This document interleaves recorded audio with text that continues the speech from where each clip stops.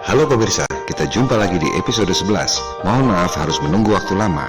Saya sudah 3 bulan ini tidak tinggal di rumah, camping di akomodasi, karena sedang ada tugas mempersiapkan IPO atau go public sebuah perusahaan. Sehingga hampir tak ada waktu yang tersisa untuk membuat video. Meski demikian, episode ini berdurasi panjang, 1,5 jam, sehingga sebenarnya sama dengan 2 episode sekaligus. Pada episode 11 ini, kita akan rangkum dan dalami realitas flat earth seperti bulan dan matahari, peta bumi datar, bagaimana matahari terbenam, dan mengapa kadang matahari tampak besar ketika terbenam. Hal ini akan dijelaskan bukan dengan teori dan opini, tapi dengan menggunakan software yang bisa Anda lakukan sendiri di rumah. Kita akan buktikan apakah betul kutub itu siangnya 6 bulan dan malamnya 6 bulan, bagaimana terjadinya pergantian musim di bumi kita yang datar, dan lain-lain, dan lain-lain. Berbagai informasi tentang flat earth ini ditujukan hanya kepada mereka yang merasa bahwa mungkin ada kebohongan yang diterapkan dalam sistem untuk memperkaya segelintir elit dengan memiskinkan umat manusia lain di dunia. Tahukah Anda bahwa Indonesia mendanai elit global, memberi pinjaman pada perusahaan-perusahaan elit dan pemerintahan-pemerintahan asing yang kaya raya sebesar 1.105 triliun, 2 kali lebih besar dari jumlah rupiah yang beredar. Semua data ada di depan mata, tapi Anda tidak menyadarinya. Serial video ini dibuat untuk membangkitkan kesadaran kita semua agar terlepas dari kebohongan dan sistem yang zalim.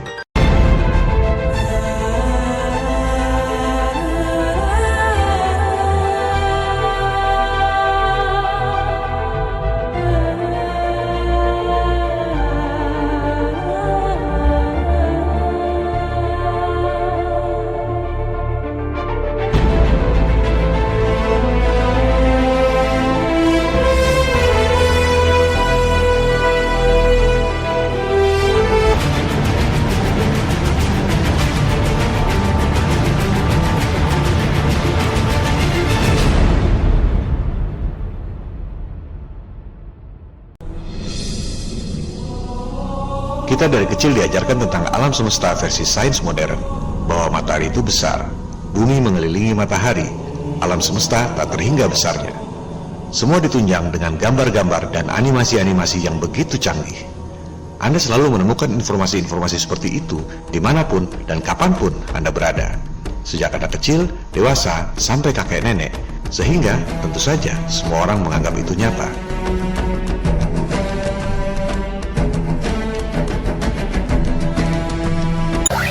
Research has shown that if you're repeatedly exposed to the phrase, the body temperature of a chicken, that's right, the body temperature of a chicken, even if no useful information is given about the body temperature of a chicken, you are more likely to judge as true this statement: the body temperature of a chicken is 34 degrees Celsius. It's not, by the way, it's actually closer to 41. But this finding highlights an important aspect of our psychology that plays a huge role in how we see the world. The things we're exposed to repeatedly feel more true. Now, the way this seems to work is through a mechanism called cognitive ease. Cognitive ease is a measure of how hard your brain is working, from easy, like when you're scrolling through Facebook, to hard, like if you're trying to multiply 14 times 37 in your head. Things that are true generally elicit cognitive ease, like fire is hot, earth revolves around the sun, dogs have 4 legs, and so on. Not only do these things feel true, they also feel familiar, effortless, and they feel good. All of these are outcomes of cognitive ease. Now, the trouble arises because cognitive ease can be artificially created in other ways. One way is just by repeating the stimulus. In a classic experiment at 2 Michigan universities, experimenters took out ads in the school newspapers.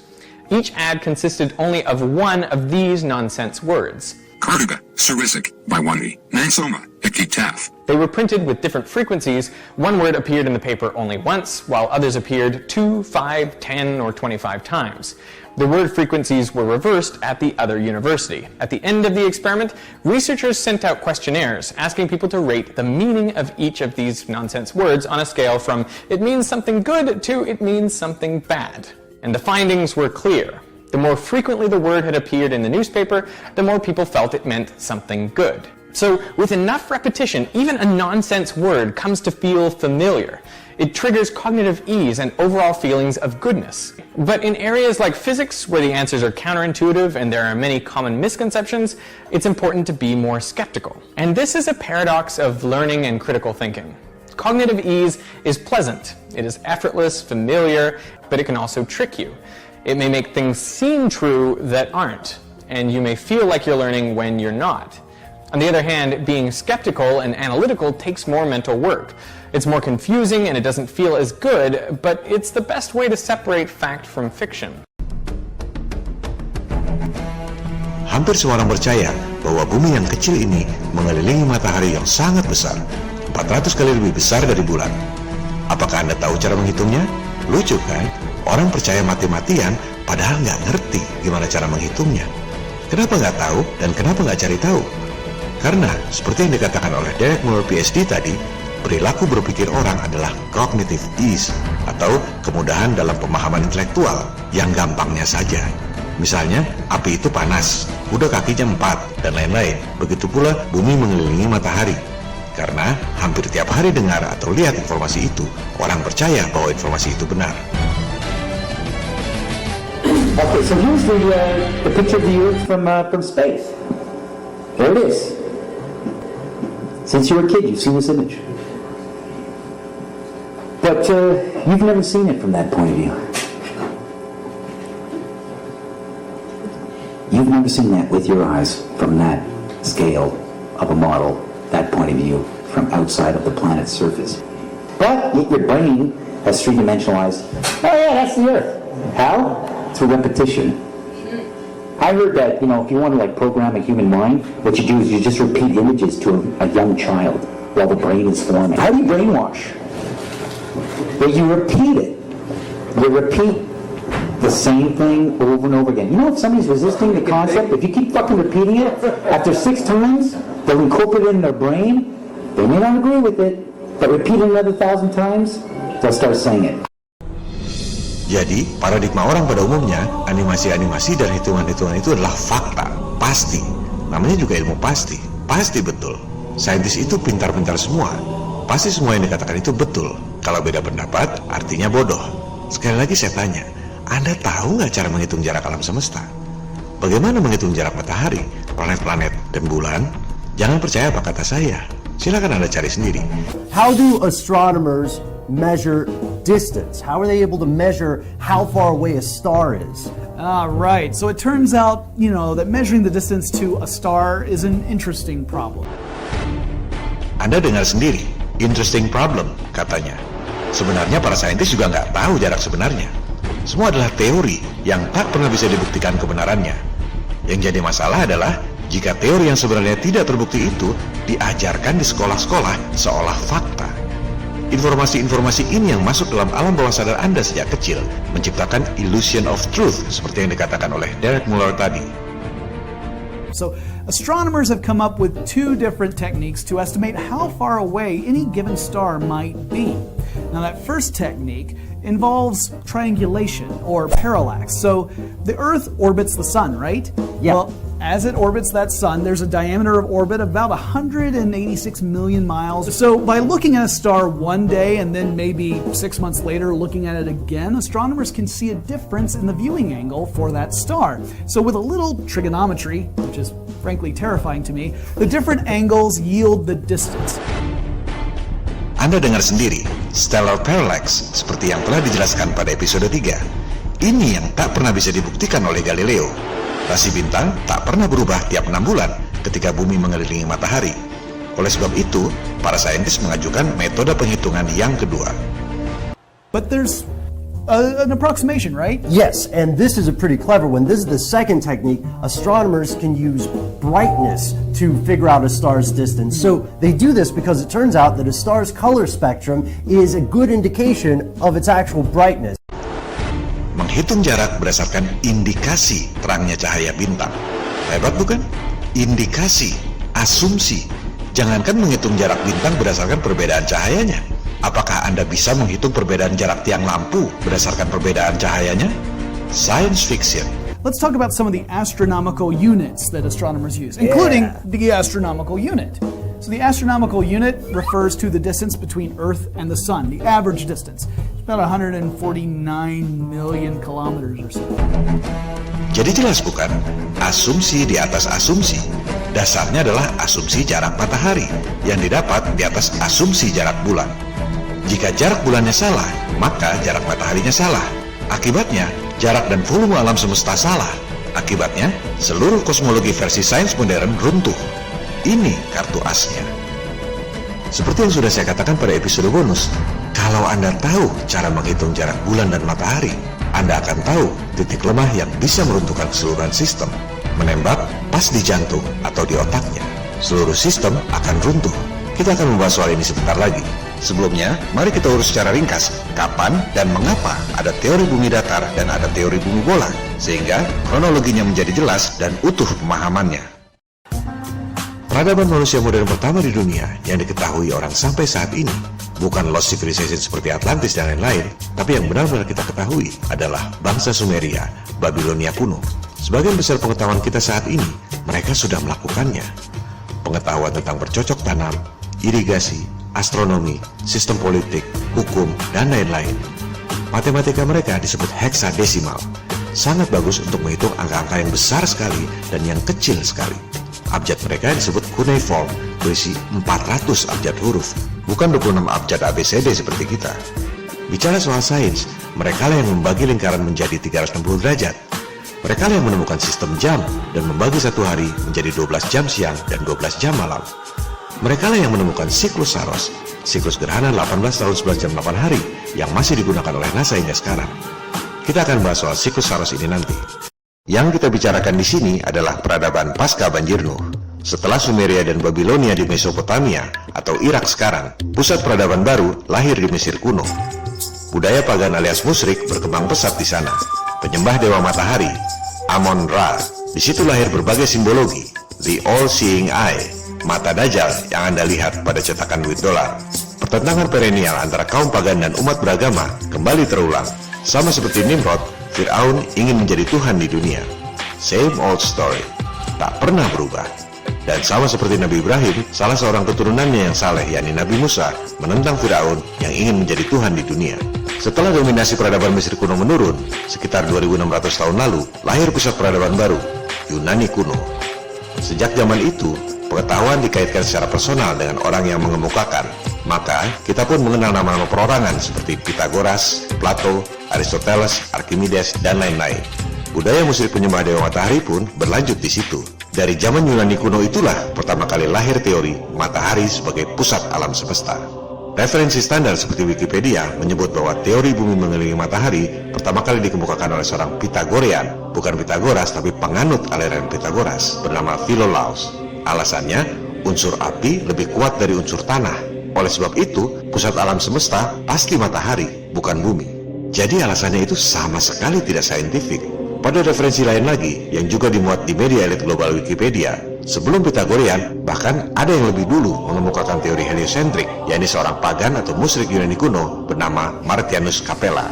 Bahkan disebut dalam buku Copernicus bahwa teori heliosentrik yang dikemukakannya itu sangat dipengaruhi oleh Martianus Capella 2400 tahun lalu. Alasan unsur api lebih kuat dari unsur tanah ini adalah persis seperti yang dikisahkan dalam Al-Quran, di mana iblis yang terbuat dari api merasa lebih mulia dari Nabi Adam yang terbuat dari unsur tanah.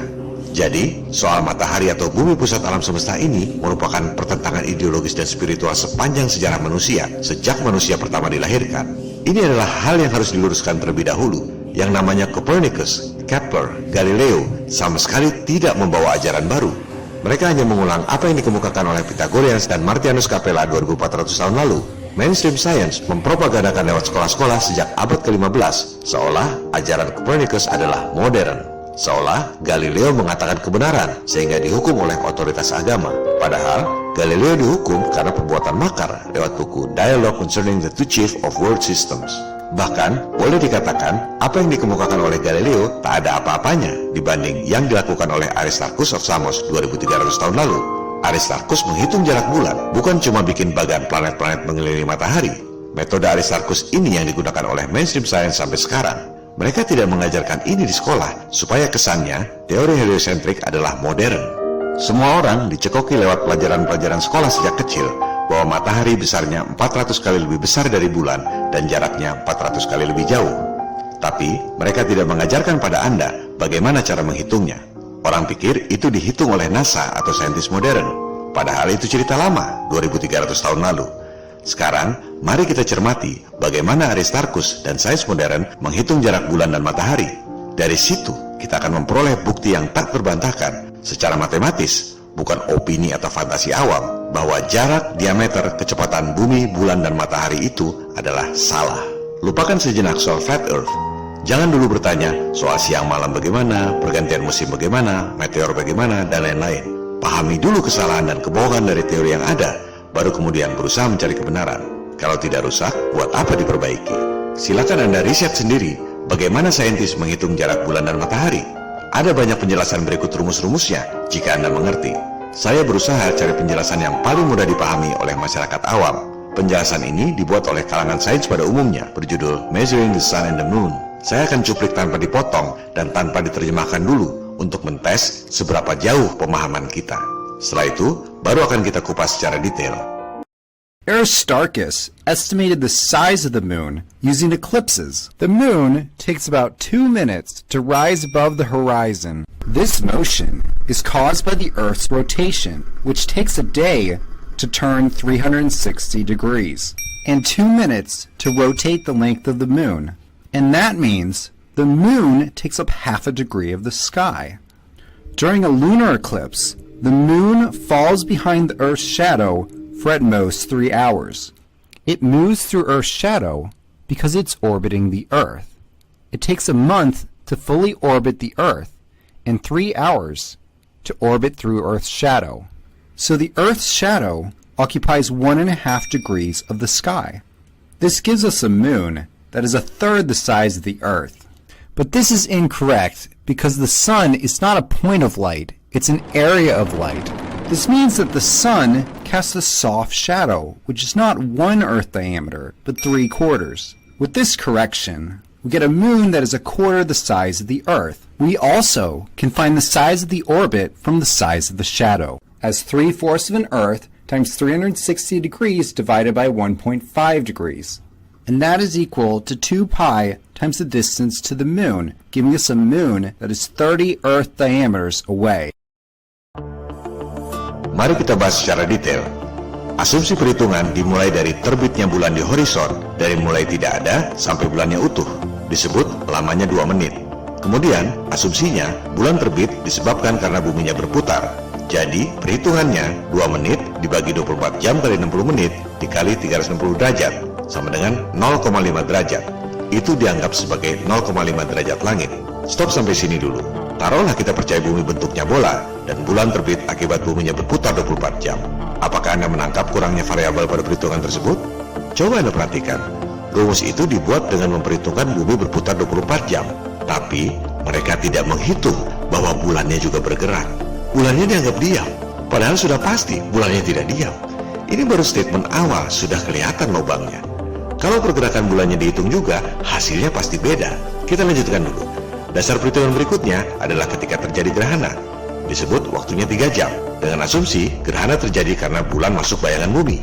Sehingga perhitungannya adalah 3 jam dibagi 30 hari kali 24 jam dikali 360 derajat sama dengan 1,5 derajat langit. Sekarang kebalik. Pergerakan bulannya dihitung 3 jam dibagi 30 hari.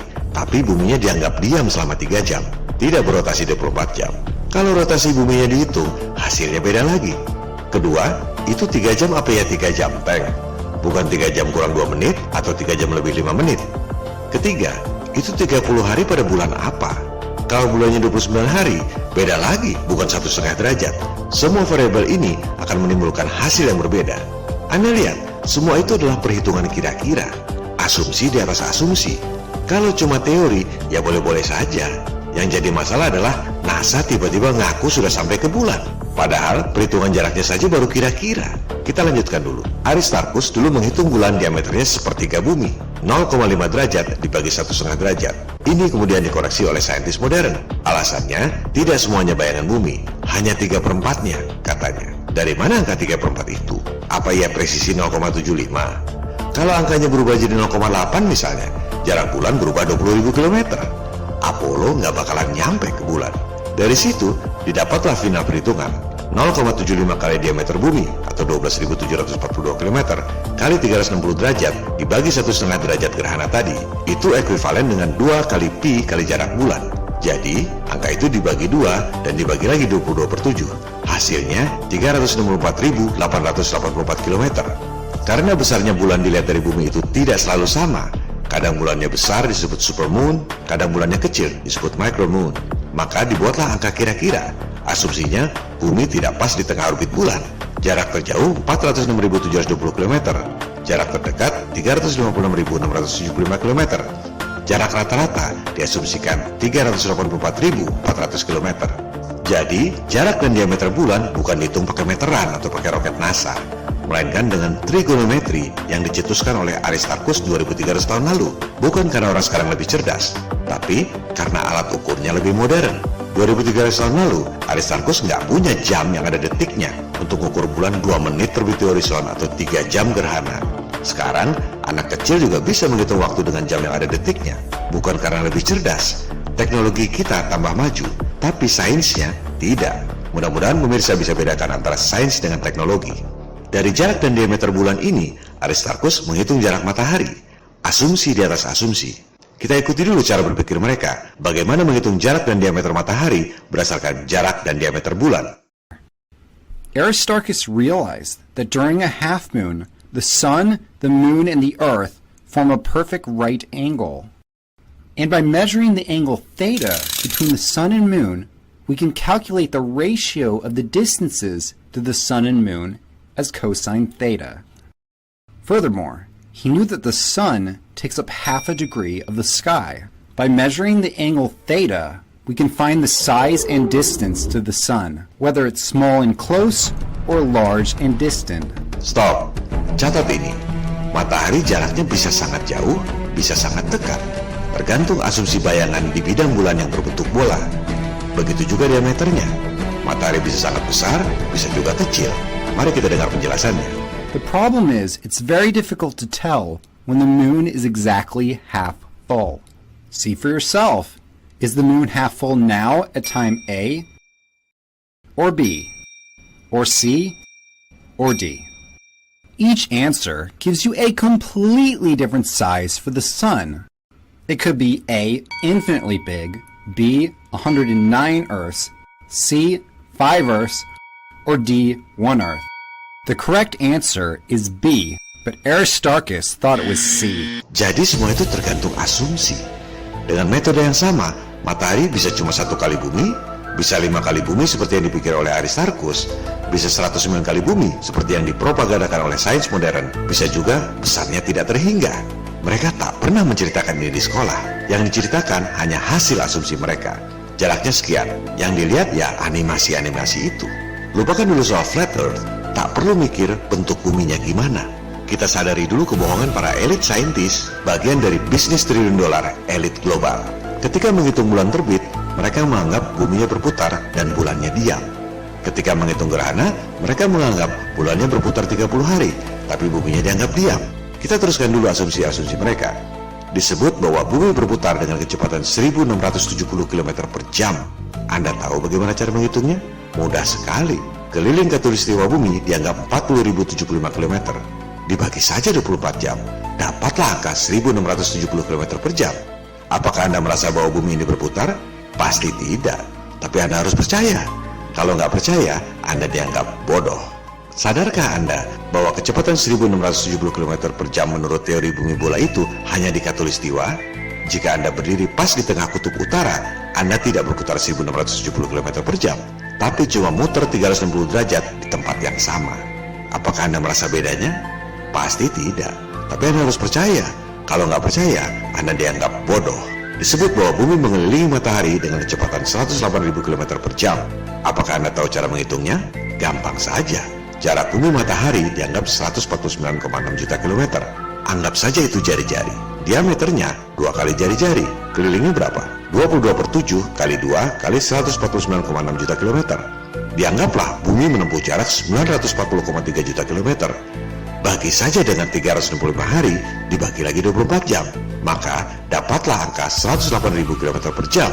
Semua itu hanya rumus matematika di atas kertas, asumsi di atas asumsi. Apakah Anda merasa bahwa bumi bergerak dengan kecepatan 108.000 km per jam? Pasti tidak. Tapi Anda harus percaya. Kalau Anda nggak percaya, Anda dianggap bodoh. Begitu juga dengan kecepatan bulan mengelilingi bumi. Sama saja rumusnya. Jarak bulan bumi dianggap jari-jari. Dikali 2 dapat diameter. Dikali 22/7 dibagi 30 hari. Begitu juga dengan kecepatan orbit matahari. Asumsi di atas asumsi, perhitungan di atas kertas, diajarkan di sekolah seolah-olah fakta. Waktu mengukur kecepatan rotasi bumi, mereka nggak menghitung pergerakan bulan. Ketika menghitung kecepatan bulan mengelilingi bumi, mereka nggak ngitung rotasi bumi. Ini adalah titik sentral yang meruntuhkan segalanya. Semua hitung-hitungan rumus yang dilakukan sendiri-sendiri itu, jika digabung, tak bakal nyambung. Jika Anda menghitung jarak, diameter, dan kecepatan bumi, bulan, matahari, dibuatkan model sesuai skala, tak bakal ada siklus gerhana. One thing you haven't seen in a textbook, however, is the real scale distance between the Earth and the Moon. So now you see the true scale of the solar system and can understand the rarity of total solar eclipses. Jika orang mengerti skala, pasti heran bisa ada gerhana. Demikian kata Profesor Paul Doherty, PhD dari MIT. Itu pun Profesor Doherty baru bingung soal diameter dan jaraknya. Belum menghitung kecepatan dan sudutnya. Lebih mustahil lagi. Matt Parker adalah pembicara paling terkemuka pada London Mathematical Society. Hanya ada satu orang yang dijuluki the most popular lecturer pada komunitas tersebut. Sangat prestisius. Matt sangat cerdas dan artikulatif. And so I'm going to show you the mathematics behind how we can predict when they're going to happen. Unfortunately, it's not that simple. Ia pun tak dapat menghitung siklus gerhana jika menggunakan angka-angka sains konvensional yang dipropagandakan di sekolah itu. It is a wonder we have eclipses at all. Tapi ia tidak terpikir bahwa angka-angka itu memang salah semua. Dalam 500 tahun terakhir, orang percaya bahwa bumi bola mengelilingi matahari lewat pelajaran sekolah dan berbagai animasi canggih. Padahal gak tahu gimana cara ngitungnya. Karena perilaku rata-rata orang adalah seperti itu. Yang gampangnya saja, cognitive ease. It may make things seem true that aren't, and you may feel like you're learning when you're not. Jika semua orang tahu bagaimana cara menghitung jarak dan diameter bulan dan matahari 2300 tahun lalu, maka kebohongan akan terbongkar. Banyak yang bertanya, apa yang harus kita lakukan untuk melawan elit global? Menurut saya, inilah yang harus kita lakukan. Ini adalah satu dari 3 gugatan people power yang akan dijabarkan dalam episode Realitas Flat Earth ini. Jika ada yang ingin berdebat soal Flat Earth, tak perlu diladeni. Kembalikan pada ketiga fokus gugatan ini. Ajak semua profesor, doktor, dan akademisi untuk memverifikasi dogma bulan dan matahari yang selama ini diajarkan di sekolah. My sons were better men. Ingat, bukan berdebat dengan awam, juga bukan untuk minta rubah pelajaran, tapi mengajak para akademisi secara informal untuk membuktikan bahwa jarak, diameter, kecepatan bumi, bulan, dan matahari itu salah. Dari sini, kebohongan terbongkar yang berdampak pada snowball effect, runtuhnya kredibilitas elit global.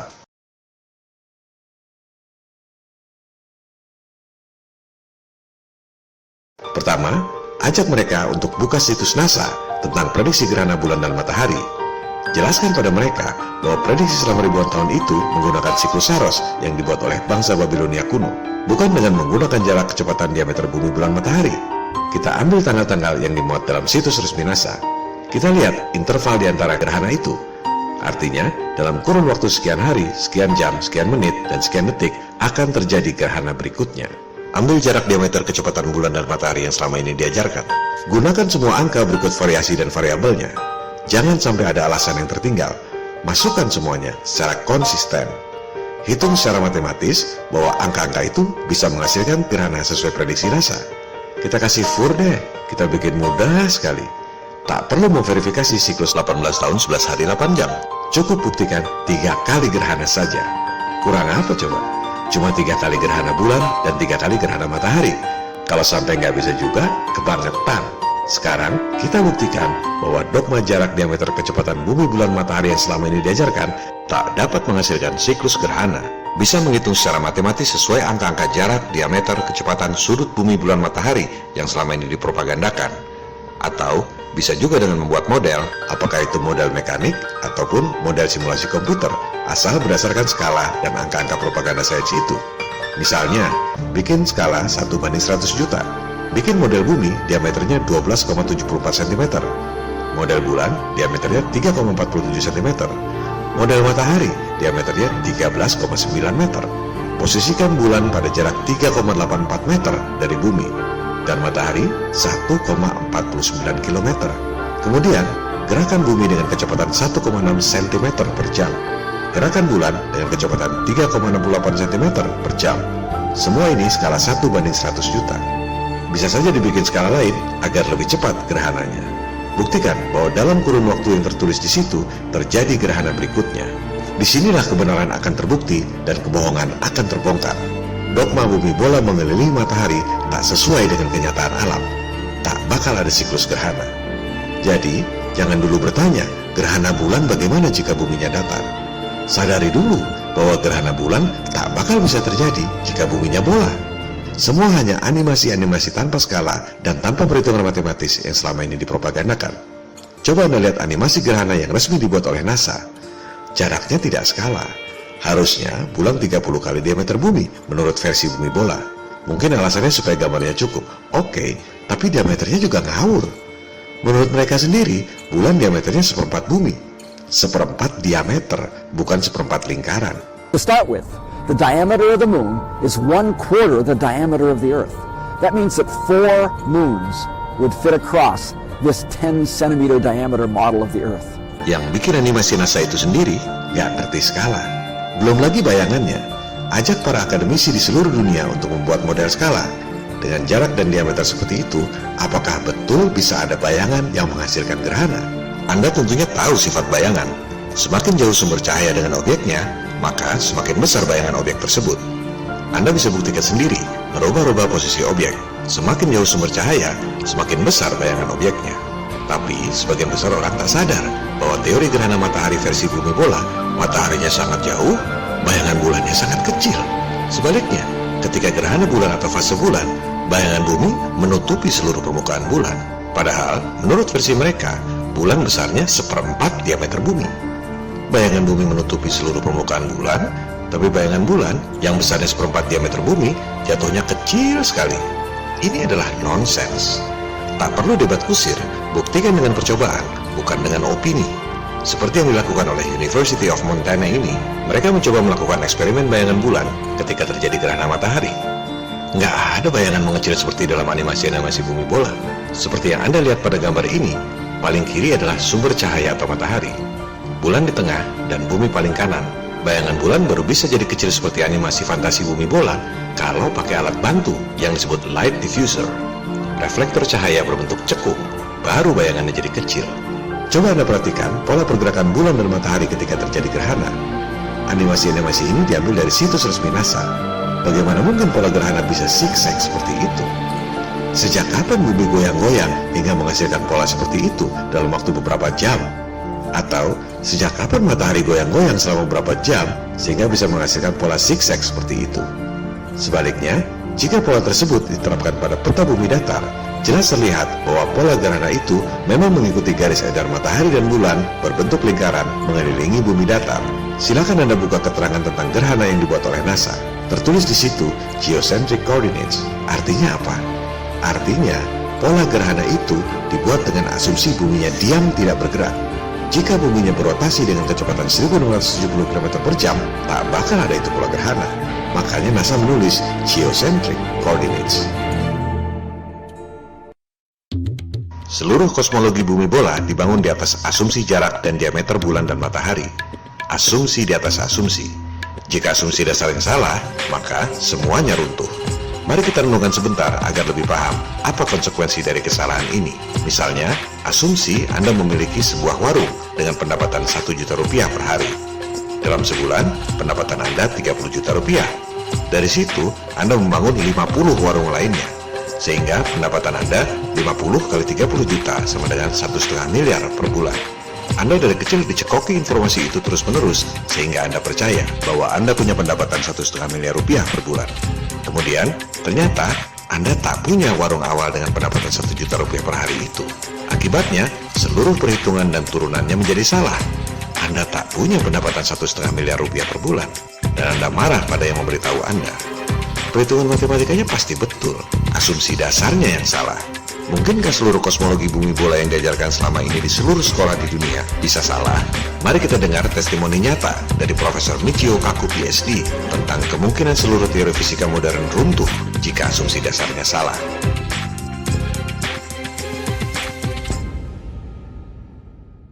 Many physicists had a heart attack when we got news from Geneva, Switzerland, that Einstein might be wrong.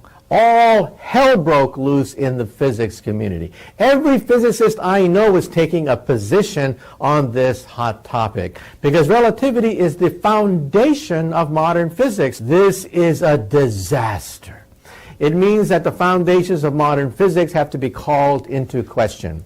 Not to mention that we'll have to recalibrate everything.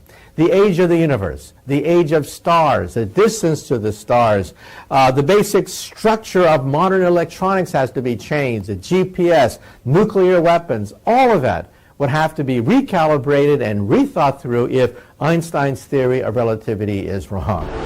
Apalagi jika banyak orang sadar bahwa jarak diameter kecepatan bumi bulan matahari adalah salah total. Runtuhlah seluruh kosmologi bumi bola dan hancurlah kredibilitas NASA dan elit global. Banyak yang sudah mencoba menghitung siklus gerhana dengan menggunakan jarak kecepatan diameter bulan matahari. Memang nggak nyambung. Atau penelitian akademis ini menghitung siklus Saros dengan menggunakan rumus gravitasi Newton. Terbukti nggak nyambung. Yang diperlukan adalah pembuktian dan pengkajian seperti ini. Sasarannya bukan debat kusir awam versus awam, hanya opini berdasarkan imajinasinya sendiri tanpa angka. Ngerti matematik juga enggak.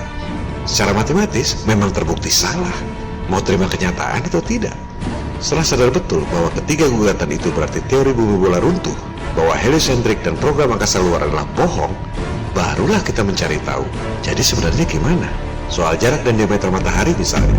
Apakah yang dilakukan oleh Aristarchus itu adalah satu-satunya cara untuk mengukur jarak matahari? Tentu tidak. Coba Anda cermati. Aristarchus mengukur bayangan yang disebabkan oleh sinar matahari. Dia berasumsi yang ada di bulan itu adalah bayangan bumi.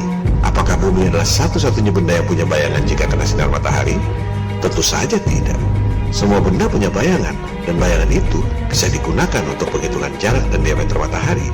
Semua akademisi MIPA pasti tahu ini. Ini adalah ilmu pasti.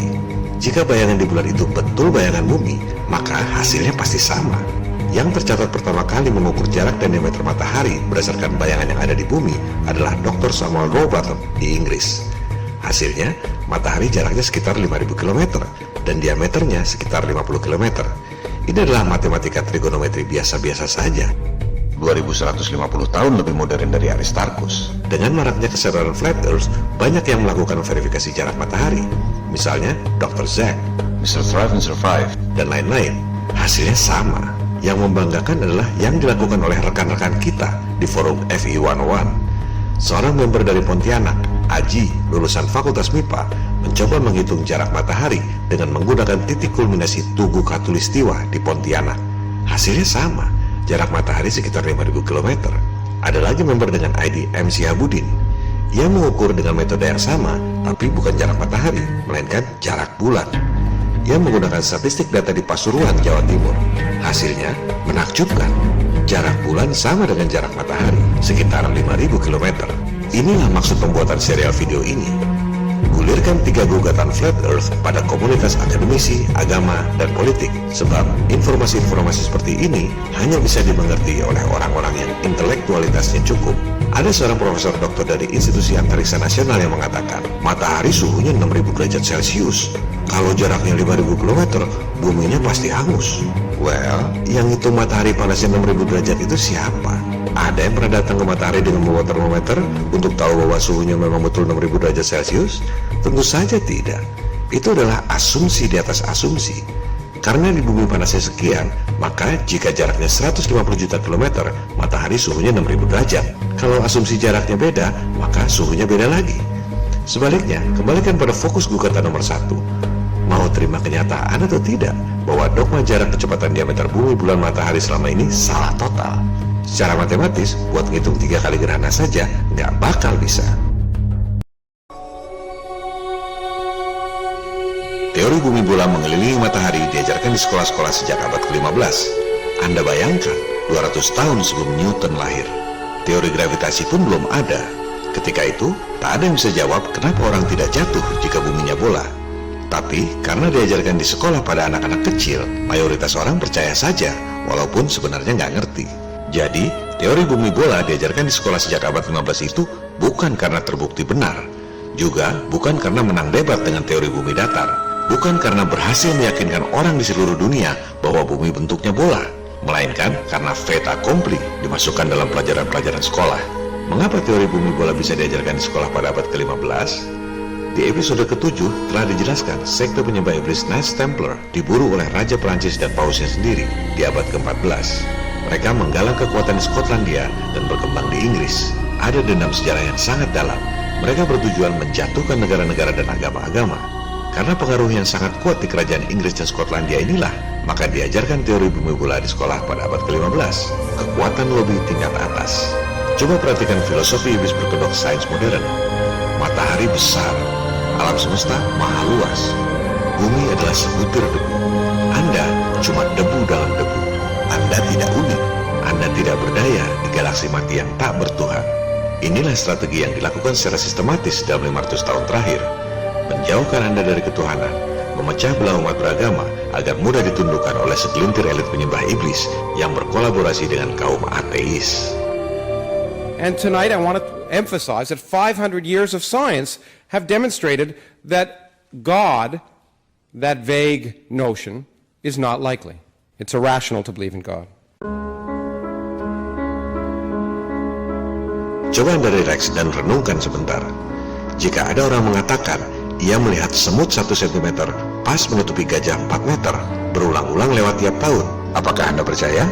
Semut 1 cm pas menutupi gajah 4 meter lewat depan mata secara teratur tiap tahun. Anda percaya atau tidak? Kok Anda percaya matahari 400 kali lebih besar dari bulan?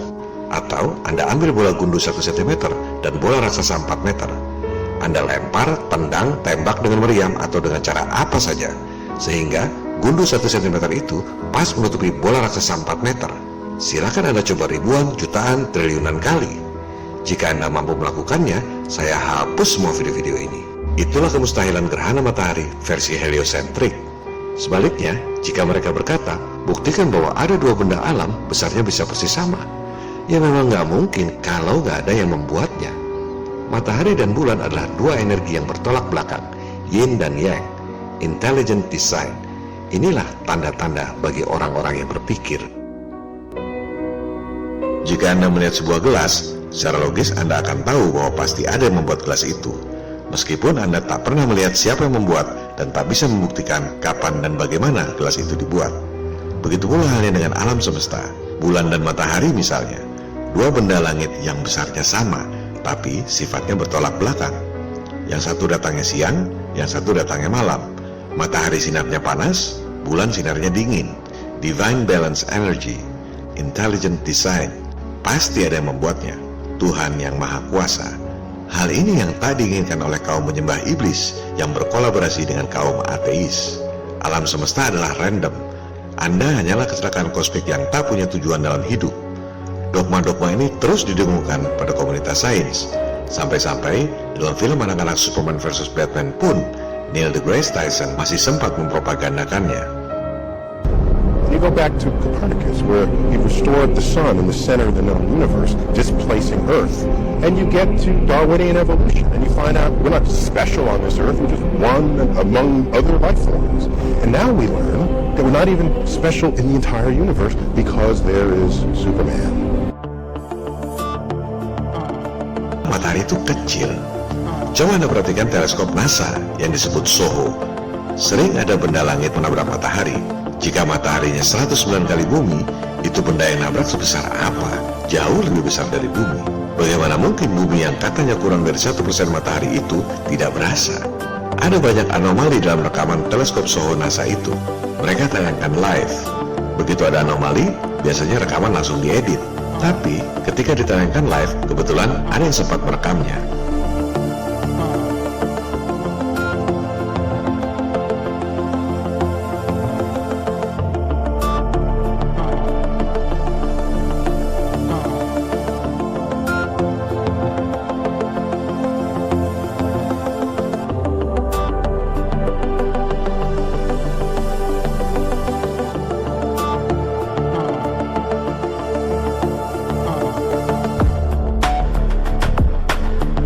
Sebelum propaganda NASA 1958, peta bumi datar adalah peta yang umum beredar di masyarakat.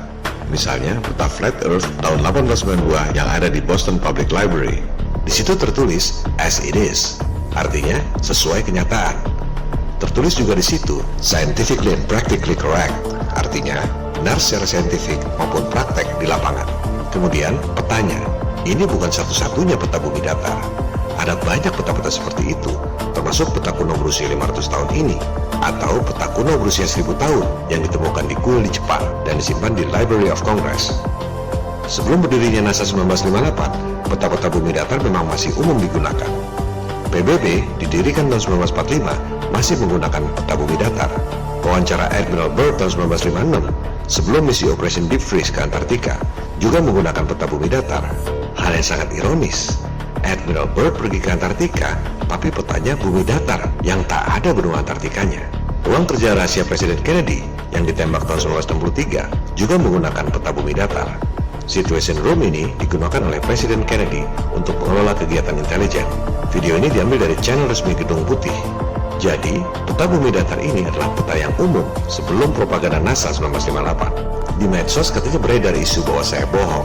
Katanya USGS tak pernah mengatakan bahwa peta bumi datar digunakan untuk membuat peta globe dan peta atlas Amerika. Padahal di serial video lalu sudah saya tayangkan statement dari USGS ini. Kalau sudah jelas-jelas ditayangkan begini masih nggak ngerti juga, suruh beli kamus dan baca sendiri sampai ngerti. Saya nggak merasa perlu untuk menerjemahkan.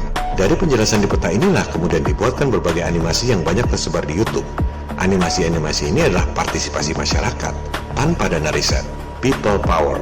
Tak ada yang mengklaim bahwa model yang mereka buat itu adalah yang paling benar. Rakyat meluangkan waktu untuk membuat animasi-animasi itu karena sudah mesti tidak percaya pada teori heliosentrik yang dipropagandakan oleh elit global.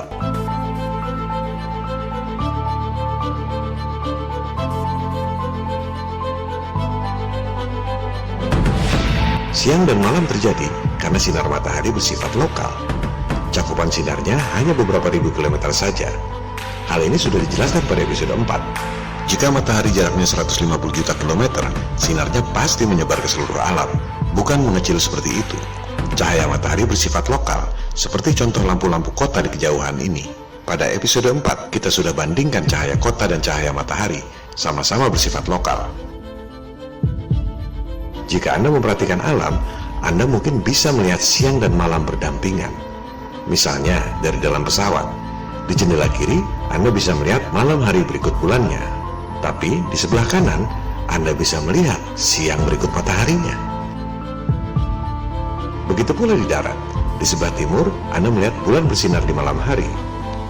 Di sebelah barat, Anda melihat sinar matahari di siang hari. Siang dan malam berdampingan. Ini tak mungkin terjadi jika matahari besarnya 109 kali bumi dan sinarnya menyebar sejauh 150 juta kilometer. Ini adalah rekaman video yang tidak diedit dan tidak dipotong. Di barat ini, kita lihat matahari terbenam. Kamera diteruskan ke arah timur atau kanan Anda. Di timur, Anda melihat malam berikut bulannya. Siang dan malam berdampingan. Matahari kita kecil dan sinarnya lokal, beredar pada porosnya, seperti yang dikatakan dalam kitab-kitab suci.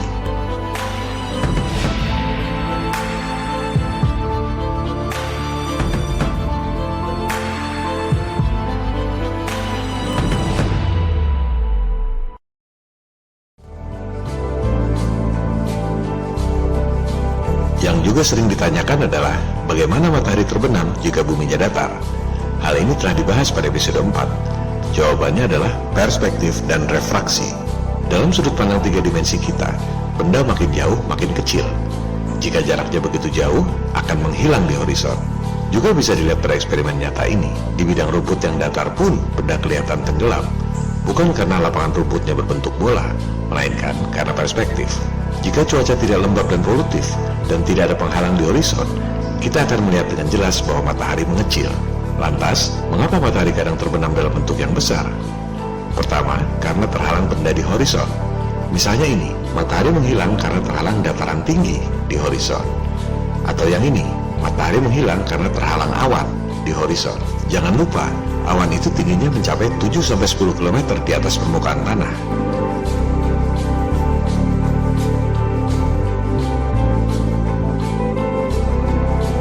Eksperimen swadaya masyarakat ini mencoba menjelaskannya.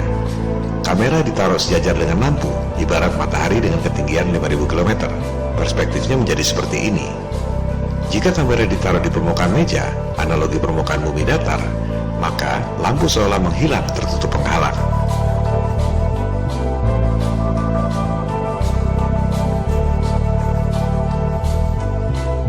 Udara pun tidak selalu jernih, kadang lembab dan polutif. Itu membuat matahari seolah hilang.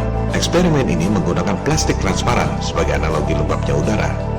Anda lihat, sama persis dengan fenomena di alam nyata.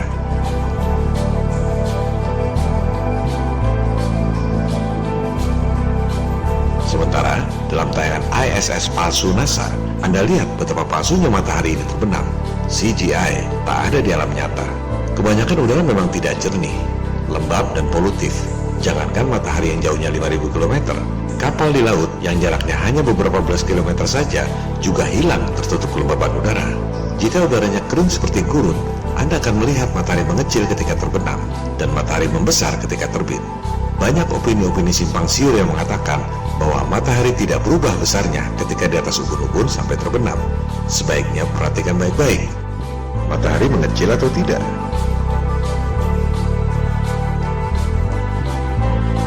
Matahari membesar atau tidak?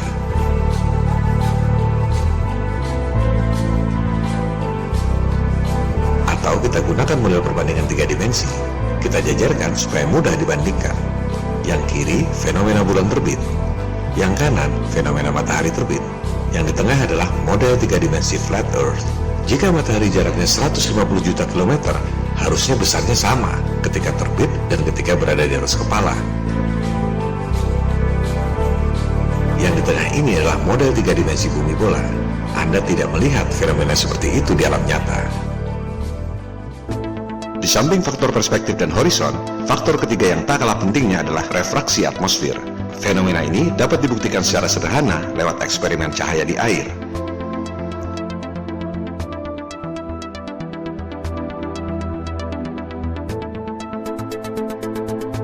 Jadi, matahari yang kita lihat itu bukan posisi yang sesungguhnya, melainkan sudah terefraksi oleh atmosfer. Itu yang membuat matahari kadang tampak besar ketika terbenam. Sebenarnya posisi matahari masih di atasnya. Ini bisa dibuktikan dengan menggunakan data-data lapisan atmosfer, perhitungan matematika yang konsisten yang dituangkan dalam software komputer. Beberapa peneliti Flat Earth, yaitu Dr. Zach dan Steve Torrance yang memiliki software Flat Earth, memasukkan faktor refraksi atmosfer ke dalam software itu. Steve mengambil data lapisan-lapisan atmosfer dari kalangan sains dan memasukkannya ke dalam model software. And suddenly the magic happened and everything started to make perfect sense. And when I say everything, I mean everything.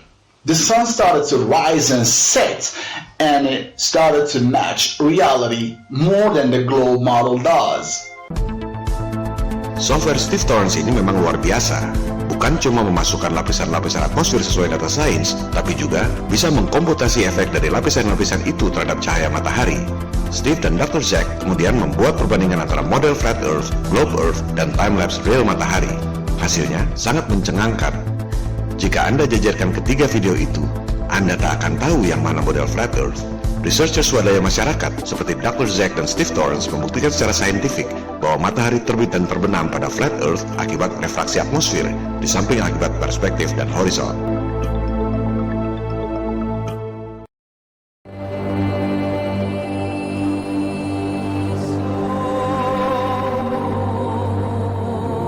Di negeri subtropis ada 4 musim dalam setahun. Bagaimana ini bisa terjadi? Kita kembali pada peta Flat Earth yang disimpan di Boston Public Library. Ini bukan hanya peta, melainkan semacam katalog yang berisi banyak informasi penting. Pertama, Anda perhatikan angka di sekeliling peta. Bumi adalah sebuah jam, 12 jam siang dan 12 jam malam. Matahari dan bulan beredar pada porosnya, seperti jarum panjang dan jarum pendek pada jam. Setiap tempat yang terletak persis di bawah matahari adalah jam 12 siang. Oleh sebab itu, daerah-daerah di muka bumi mengalami perbedaan waktu.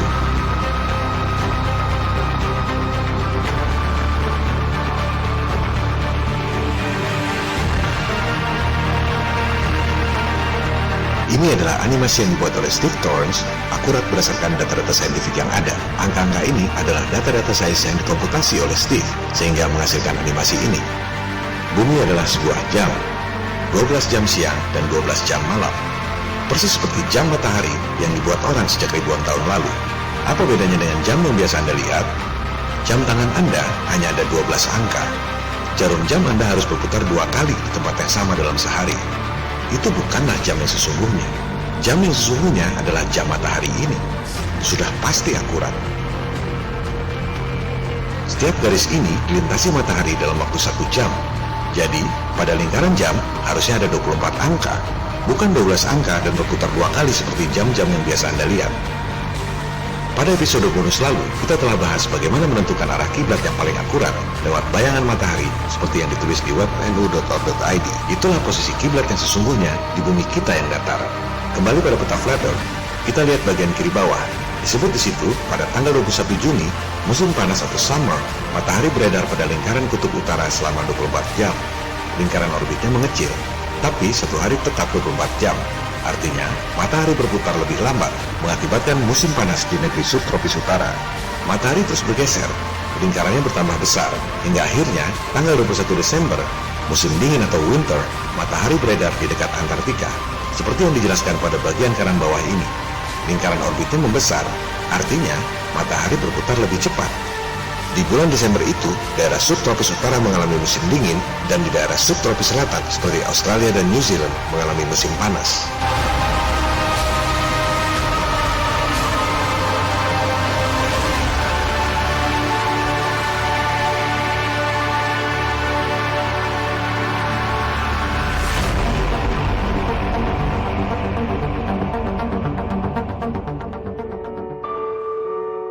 Banyak yang bertanya, mengapa di kutub utara dan di Antartika siangnya 6 bulan dan malamnya 6 bulan? Ini adalah contoh betapa mudahnya orang percaya pada gosip. Siapa yang bilang kutub utara siang dan malamnya 6 bulan? Coba gunakan referensi yang kredibel, misalnya suncalc.org. Silakan Anda pilih lokasi di kutub utara, Arctic, tanggal 21 Juni, seperti yang ditulis di peta Flat Earth. Anda lihat, matahari terbit jam 11.52 pagi, terbenam jam 10.17 pagi. Matahari bersinar selama 22 jam 24 menit. Kenapa begitu? Karena seperti yang ditulis di peta ini, matahari beredar pada lingkar kutub utara.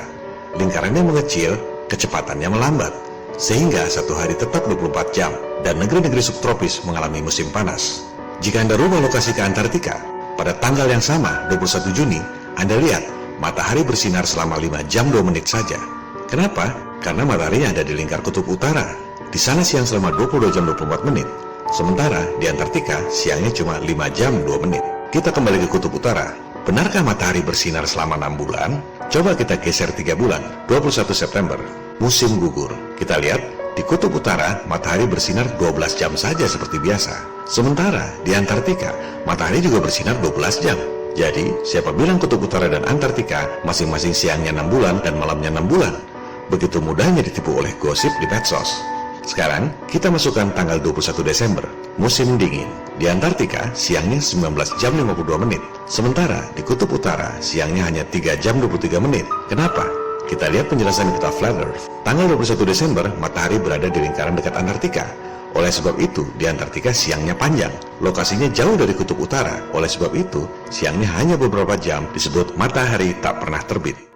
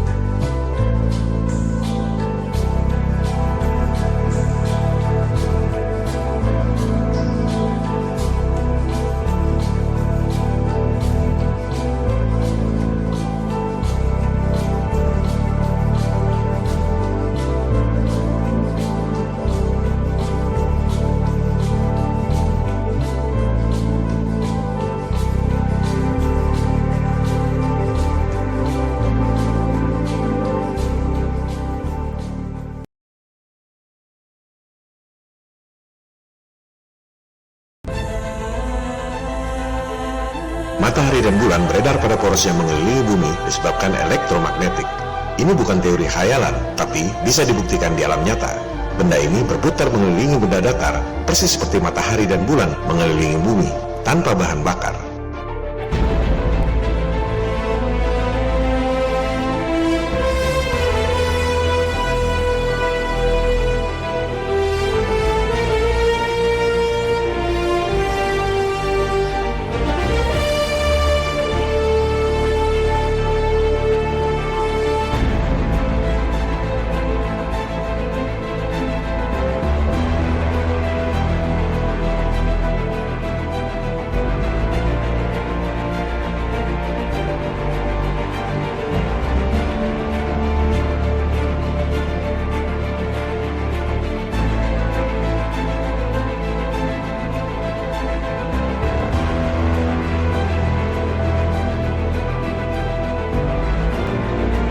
Bumi kita adalah sumber energi yang dahsyat.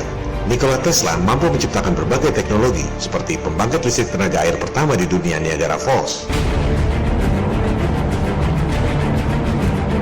bola lampu plasma, listrik tanpa kabel yang bukan cuma untuk ruangan, tapi juga bisa untuk menjalankan kendaraan tanpa bensin, dan lain-lain, karena Tesla berpikir bahwa bumi adalah sumber energi yang dahsyat. Inspirasi teman-teman Tesla yang dahsyat itu adalah kekuatan alam, elektromagnetik. Oleh sebab itulah Tesla mengatakan, matahari dan bulan digerakkan secara wireless lewat medan elektromagnetik. Sebuah benda berputar mengelilingi benda lain secara alami hanya bisa terjadi akibat kekuatan elektromagnetik. Kita sudah membahas tentang atom pada episode 3. Proton dan elektron mengelilingi atom akibat elektromagnetik. Tak ada gravitasi di alam nyata. Teori gravitasi hanya ada dalam gambar-gambar imajiner. Tak perlu berdebat panjang lebar. Buktikan lewat eksperimen. Ini yang namanya metode saintifik. Bukan dengan debat kusir, tapi dengan pengukuran dan eksperimen. Coba buktikan ada benda muter-muter keliling akibat gaya yang namanya gravitasi. Buktikan sendiri. Lantas bilangnya, oh gravitasi baru ada kalau bendanya besar seperti planet. Yaitu namanya teori yang tak pernah bisa dibuktikan. Mereka menghujat ketuhanan. Dibilangnya Tuhan tidak ada karena tak bisa dibuktikan secara nyata. God, that vague notion, is not likely. It's irrational to believe in God. Lantas gravitasi itu apa? Buktinya nggak ada benda muter keliling seperti itu. Tapi orang harus percaya, gravitasi dan juga Big Bang adalah Tuhan palsu sains modern.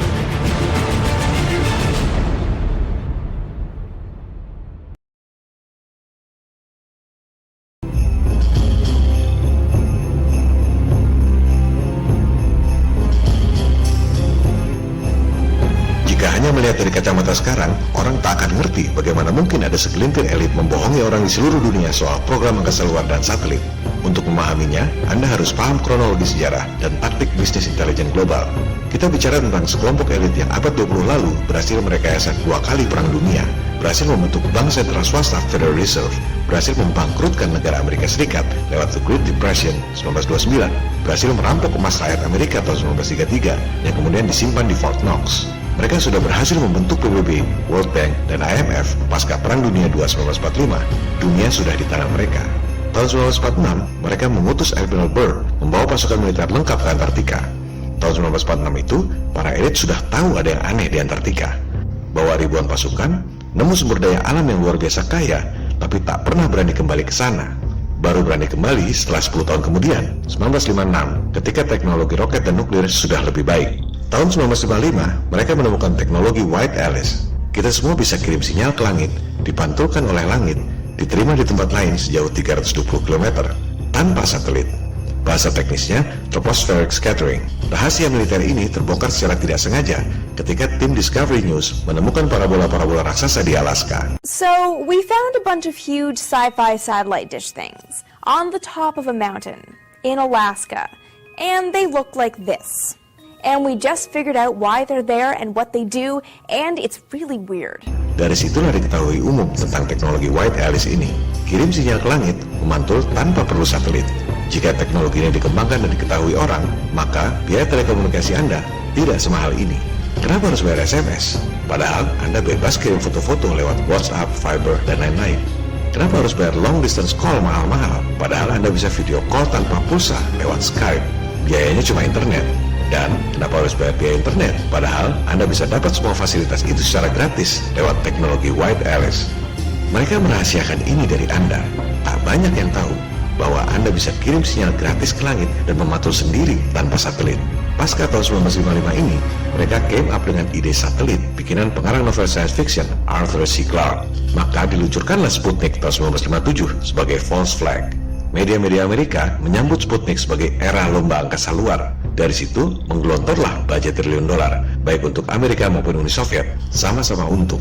Ada 3 tonggak penting di tahun 1958 yang merubah dunia untuk selamanya, dipicu oleh ekspedisi Antartika II, Operation Deep Freeze di bawah pimpinan Admiral Byrd.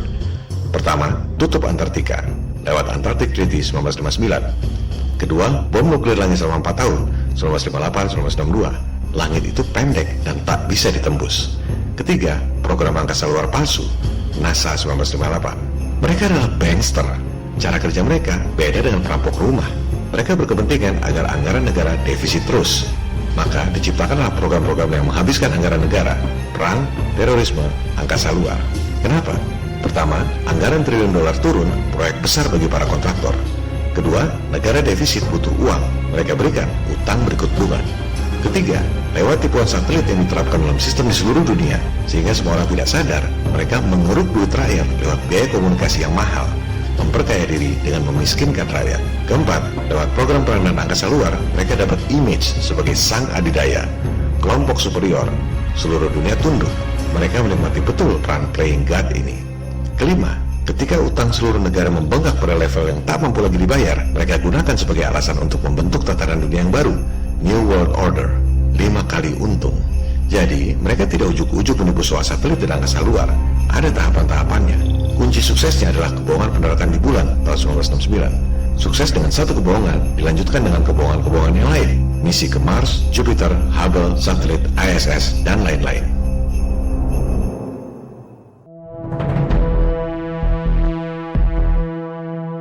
Perdebatan mengenai betul atau tidaknya manusia pernah mendarat di bulan sudah berlangsung selama hampir 50 tahun. Jika Anda cuma memperdebatkan foto-foto dan film-film, tak akan selesai sampai 50 tahun berikutnya. Ada yang mengatakan bahwa foto-foto bumi tahun 1973 ini bukan CGI, karena CGI tahun segitu belum ditemukan. Katanya, foto bumi ini adalah foto croppingan, seperti yang telah dijelaskan pada episode 10. Bentuknya di cropping sehingga seolah-olah bumi berbentuk bola. Gunakan otak intel Anda. Kalau itu foto croppingan, foto aslinya diambil dari mana? Yang dilakukan oleh NASA jauh lebih serius dari sekedar croppingan foto. Mereka membuat bukan cuma foto, tapi rekaman video seolah-olah live dari Apollo tanggal 18, 19, dan 20 Juli 1969. Ini adalah tayangan live pada tanggal-tanggal tersebut. Mereka terbang pada low Earth orbit, tak sampai 73 km. Mereka merekam video bumi dari jendela pesawat yang berbentuk lingkaran, sehingga jendela yang berbentuk lingkaran itu seolah-olah diameter bumi. Dan bidang di sekeliling jendela yang sengaja dibuat gelap seolah-olah adalah kegelapan angkasa luar. Ini adalah suara asli Buzz Aldrin yang menutup jendela-jendela pesawat yang lain agar sinar matahari tidak masuk untuk memberikan efek gelap. Well, we shut out the sun coming in some of the other windows into the spacecraft, so it's looking through the number 1 window and there isn't any reflected light. Anda lihat di ujung-ujung bawah ini, kelihatan pantulan ketebalan kaca jendela pesawat. Yang ini sudah lebih sempurna. Mereka tambahkan bidang penutup di sebelah kanan itu, seolah-olah bayangan malam pada bumi.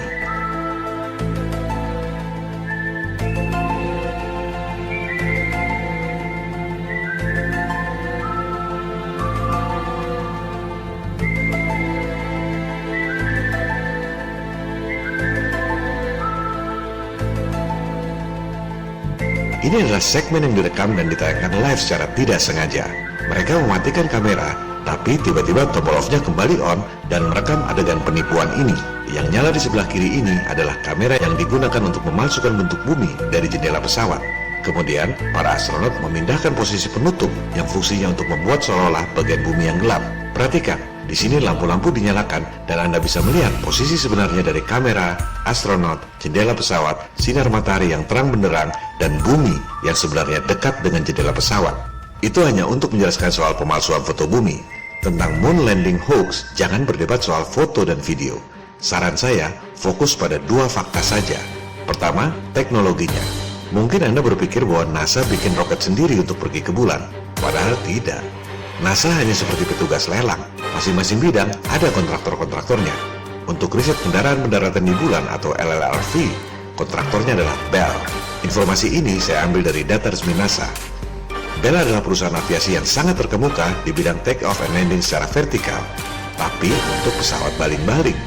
Untuk take off dan landing vertikal dengan pesawat jet, Bell bukan ahlinya, apalagi mendarat di bulan.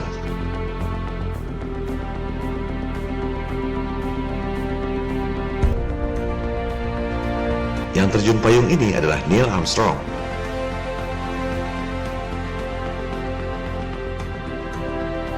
Anda bisa search di web resmi NASA, System Failure Case Study Detail. Adanya informasi tentang kegagalan LLRV. Ini keterangan tentang Neil Armstrong terjun payung. Atau yang ini, LLRV meledak 7 bulan sebelum Apollo diluncurkan. Bahkan yang ini, tahun 1971, LLRV masih meledak juga di bumi. Boro-boro mendarat di bulan. Ini 2 tahun setelah Apollo 11 tahun 1969. NASA tidak secanggih itu. Modalnya cuma propaganda di televisi, seolah-olah sudah mendarat.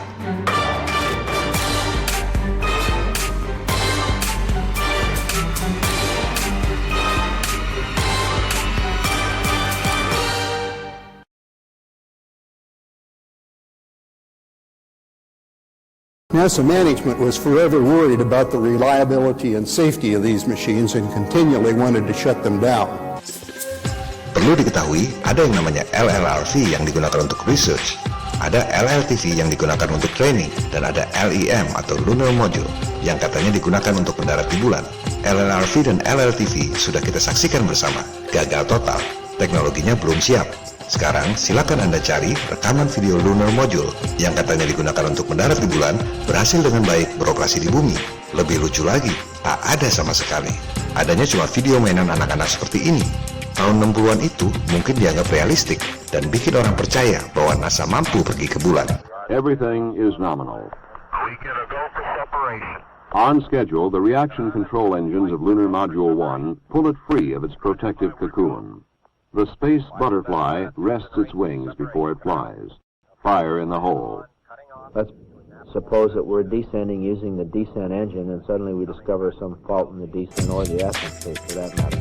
Kita bisa dapatkan dokumentasi Wright Brothers sedang uji coba pesawat terbang yang pertama lebih dari 100 tahun lalu. Tapi tak ada dokumentasi Lunar Module. Tak pernah ada dokumentasinya berhasil uji coba di bumi. LLRV dan LLTV meledak terus di bumi. Lunar Module cuma maket dan animasi anak-anak. Tahu-tahu NASA siaran TV sudah mendarat di bulan. Dan sebagian besar orang di dunia percaya. Kenapa? Cognitive ease. Begitu juga konstruksi ISS. Silakan Anda riset. Nggak ada konstruksi beneran. Adanya cuma konstruksi CGI. Video ini diambil dari dokumentasi resmi NASA. Kemudian ada haters yang bilang bahwa saya menipu dengan foto Google Drone ini. Foto ini saya ambil dari media thenewsindependent.com. Adalah kebodohan yang luar biasa jika menuduh thenewsindependent.com memalsu foto untuk kalangan Flat Earth. Soal dari mana harian tersebut mengambil foto bukan urusan saya. Fitnahan dan trolling seperti itu adalah hal yang biasa di kalangan psikopat narsis menurut media Psychology Today. Suruh mereka beli kamus dan baca apa yang dikatakan oleh Head Software Engineer Google Earth ini. Saya nggak merasa perlu untuk menerjemahkan. Google Earth memang menggunakan drone. Kesian sekali kalau orang nggak tahu bahwa drone punya kemampuan untuk membuat peta-peta seperti itu. Saya biasa sewa drone untuk bikin film properti bisnis di tengah laut. Karena biasa ngeliat hasil kerja drone, informasi bahwa Google menggunakan drone buat saya biasa saja. Buat orang yang seumur-umur belum pernah sewa drone, mungkin itu berita yang ajaib. Sebaiknya mereka kumpulkan uang buat sewa drone agar ngelihat sendiri bahwa zooming map seperti ini dibuat dengan drone, bukan dengan satelit. Google bukan cuma pakai drone, tapi belakangan ini justru beli perusahaan drone. Makanya para trolls jangan cuma baca gosip berbahasa lokal di medsos, supaya ngerti apa yang terjadi dalam bisnis internasional.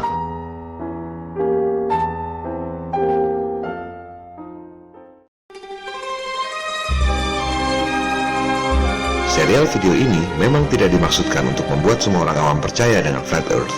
Tujuan utamanya adalah membongkar kebohongan sistem yang zalim yang merampok masa depan anak cucu Anda tanpa Anda sadari. Mereka bisa melakukan itu selama ratusan tahun karena ketidakpedulian kita semua. Sama seperti soal bumi, kita selalu merasa sudah tahu, padahal sebenarnya hanya sedikit yang kita ketahui. Begitu pula soal uang. Semua orang pasti merasa sudah tahu uang dolar. Tapi, tahukah Anda bahwa ada dua jenis duit dolar? Yang satu capnya warna hijau, yang satu lagi capnya warna merah. Tahukah Anda apa bedanya? Coba perhatikan dolar bercap hijau ini. Tulisannya Federal Reserve Note. Setiap dolar yang dicetak adalah utang plus bunga pada bank sentral swasta Federal Reserve. Itulah yang membuat utang Amerika 13 kali lebih besar dari jumlah dolar yang beredar. Lantas, bagaimana bayar bunganya? Dari pajak. Anda kerja keras cari uang, bayar pajak untuk bayar bunga pada bankir yang kaya raya. Inilah penjajahan gaya baru. Dolar dengan cap warna merah ini tulisannya United States Note. Itulah uang yang diterbitkan oleh pemerintah. Tak ada utangnya, tak perlu bayar bunga. Dolar yang diterbitkan oleh pemerintah ini adalah uang yang sesungguhnya, di backup dengan emas. Tapi dolar merah ini tak boleh dicetak lagi, karena yang punya hak monopoli nyetak duit adalah bank sentral swasta.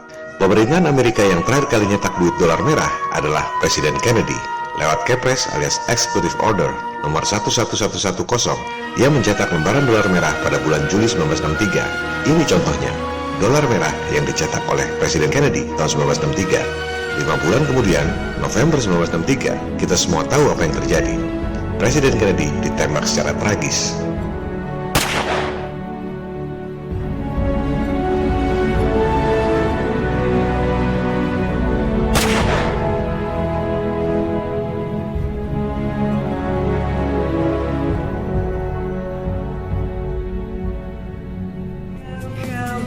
Mengapa pemerintah tak nyetak uang sendiri? Inilah kelihayan elit global yang menerapkan sistem yang menguntungkan mereka dengan merugikan umat manusia lain di seluruh dunia. Disinilah pemahaman Anda diuji. Apakah Anda benar-benar tahu soal uang?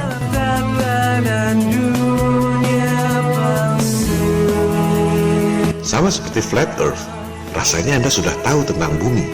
Padahal, pengetahuan Anda selama ini adalah apa yang didiktekan oleh elit global melalui pelajaran-pelajaran sekolah.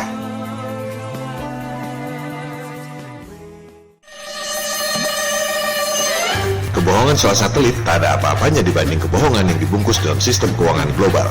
Mengeruk uang Anda, menjara masa depan anak cucu Anda, menjerat Anda dalam utang yang tak akan mampu Anda bayar tanpa Anda sadari. Mari kita gunakan fakta dan angka. Silakan Anda buka laporan keuangan Bank Indonesia. Jumlah uang yang beredar 586,7 triliun. Kita semua kerja banting tulang seumur hidup cari uang. Jumlah uang yang dicari ya 586,7 triliun itu. Tahukah Anda bahwa di luar uang yang 586,7 triliun itu, Indonesia mendanai pengusaha elit global lewat mekanisme surat berharga asing sebesar 1.105 triliun rupiah, 2 kali lipat dari seluruh jumlah uang yang diedarkan pada masyarakat Indonesia. Bagaimana ini bisa terjadi? Masyarakat, perusahaan, dan pemerintah taruh uang di bank. Bank terima uang Anda dan bayar bunga pada Anda. Bank kemudian menggunakan uang Anda untuk kasih kredit kepada pihak lain. Other people's money. Bank terima bunga kredit yang bunganya lebih besar dari bunga simpanan. Bank hidup dari selisih bunga tersebut. Di samping salurkan kredit, bank juga menyimpan uang di bank sentral. Sehingga dana masyarakat, perusahaan, dan pemerintah sebagian disimpan di bank sentral. Pemerintah bahkan bisa taruh uang langsung di bank sentral. Total aset bank sentral kita jumlahnya 1.906 triliun rupiah. Bank sentral tak bisa salurkan kredit seperti bank komersial. Lantas, ditaruh di mana uang-uang itu? Sebagian kecil, kurang dari 2%, disimpan dalam bentuk emas. Cuma 36,7 triliun. Bank sentral kemudian menyimpan uang rakyat dalam bentuk surat berharga asing atau marketable securities. Jumlahnya 1.105 triliun rupiah. Artinya, Indonesia mendanai pemerintah-pemerintah asing dan perusahaan-perusahaan asing yang kaya raya 2 kali lebih banyak dari mengedarkan uang kepada rakyat Indonesia. Bagaimana elit global bisa dapat pinjaman dari uang rakyat Indonesia 1.105 triliun? Cukup dengan surat kas bond. Saya terbitkan surat bond 1 triliun rupiah misalnya. Surat itu dibeli oleh BI dengan uang rakyat. Saya dapat duit 1 triliun tanpa jaminan. Bayangkan, Anda perlu kredit dari bank aja susahnya bukan main. Kalau Anda lalai, Anda diuber-uber debt collector. Mereka jual utang, utangnya dibeli oleh bank dengan uang simpanan Anda. The name's Bond. James Bond. Bisa dapat duit dari rakyat Indonesia 1.105 triliun rupiah tanpa jaminan. Kenapa? Karena mereka adalah elit, dianggap memenuhi syarat. Bikin surat bond tanpa jaminan aja semua bank sentral mau beli. Sementara Anda cuma rakyat jelata. Kalau ditanya, para bankir pasti punya alasan. Kita sudah dengar alasan itu waktu Indonesia kasih pinjaman pada IMF $1 miliar. Pejabat bank mengatakan, emangnya kita nyimpen dolar dalam bentuk uang kertas, mau taruh di lemari? Emangnya berbunga itu duit? Makanya kita beli surat berharga asing. Supaya apa? Supaya uangnya berkembang. Wakil rakyat yang tadinya protes langsung diam. Kita adalah rakyat, tapi kita tidak kalah cerdas dengan elit global. Dikatakan supaya uangnya berkembang. Berapa sih berkembangnya? Coba Anda lihat berapa bunga US Treasury Bond. Hanya 0,04% per tahun. Indonesia kasih kredit ke pengusaha-pengusaha dan pemerintah-pemerintah asing yang kaya raya 1.105 triliun rupiah. Plus, Anda harus nanggung utang luar negeri sebesar 4.358 triliun rupiah dan total utang 5.600 triliun rupiah. Jangan salahkan pemerintah, jangan salahkan pejabat bank. Di negara-negara lain juga begitu. Sama seperti satelit, semua hanya ikut sistem yang diciptakan oleh elit global. Semua orang bekerja tanpa sadar untuk kepentingan mereka. Inilah sistem yang menguntungkan segelintir elit dengan merugikan umat manusia lain di dunia. Lantas, apa solusinya? Surat berharga asing bukan satu-satunya cara untuk menyimpan falas. Silakan Anda lihat CIA World Factbook tentang cadangan devisa. Di situ tulisannya Reserve of Foreign Exchange and Gold, cadangan dalam bentuk falas dan emas. Jadi, surat berharga asing dalam bentuk falas bukanlah satu-satunya cara. Kenapa tidak simpan uang dalam bentuk emas? Anda lihat, bahkan tidak dijelaskan berapa falasnya dan berapa emasnya. Emas jelas lebih bernilai daripada surat utang elit global. Hindari debat dengan awam, nanti argumennya emas kan susah jualnya. Dia pikir jual emas di pasar tradisional kali. Mekanisme internasional tidak seperti itu. Misalnya, London Metal Exchange, London Bullion Market Association yang dulu dibentuk oleh Rothschild. Anda tinggal pencet tombol, langsung laku itu emas dalam hitungan detik. Siapa bilang tidak liquid? Jadi, kalau alasannya supaya cadangan devisa berkembang, emas keuntungannya ganda. Harganya naik, dapat bunga pula. Mana yang lebih masuk akal buat Anda? Pegang emas atau pegang surat utang? Sama seperti soal flat earth, hal-hal seperti ini sudah pasti akan ditentang habis-habisan oleh pro status quo.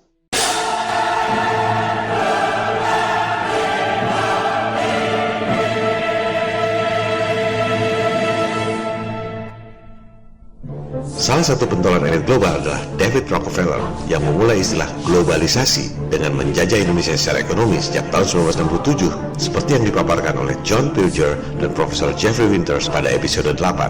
Sekarang, mari kita dengar apa tanggapan David Rockefeller tentang tudingan bahwa keluarga mereka adalah elit global yang merugikan umat manusia lain di dunia. Lewat bukunya Memoirs tahun 2002, David Rockefeller menulis, selama lebih dari 1 abad, para ekstremis idealis di berbagai spektrum politik telah memaksa lewat berbagai insiden terkenal untuk menyerang keluarga Rockefeller dengan tuduhan bahwa kami memiliki peran yang sangat kuat untuk mempengaruhi institusi politik dan ekonomi Amerika. Sebagian bahkan percaya bahwa kami adalah kelompok rahasia atau secret society yang bekerja bertentangan dengan kepentingan nasional Amerika Serikat, menuduh keluarga kami sebagai internasionalis alias elit global dan berkonspirasi dengan pihak-pihak lain di seluruh dunia untuk membentuk struktur politik dan ekonomi global yang lebih terintegrasi. One World, istilah Anda, maksudnya One World Government alias New World Order. Perhatikan, pemilihan kata yang sangat piawai dari seorang intelektual sekelas Rockefeller. Dalam satu alinea, dia menyebut 3 hal penting sekaligus: kelompok rahasia secret society, konspirasi, dan One World Government alias New World Order. Apa jawaban dia? Dengan sangat percaya diri, David Rockefeller mengatakan, jika itu tuduhannya, saya mengaku salah dan saya bangga dengan itu. Dengan kata lain, Rockefeller berkata, saya memang iblis, terus lo mau apa?